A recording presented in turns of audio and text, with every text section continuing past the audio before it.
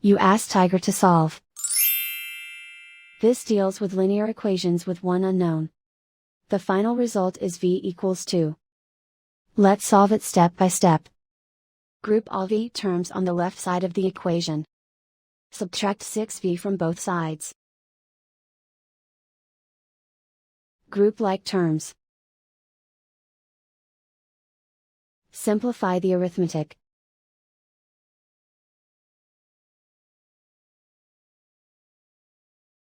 Group all constants on the right side of the equation.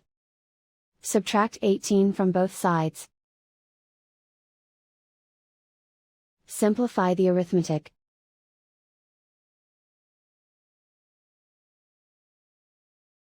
Isolate the v. Divide both sides by -9. Cancel out the negatives. Simplify the fraction. Cancel out the negatives. Find the greatest common factor of the numerator and denominator. Factor out and cancel the greatest common factor. And so the final result is v equals 2.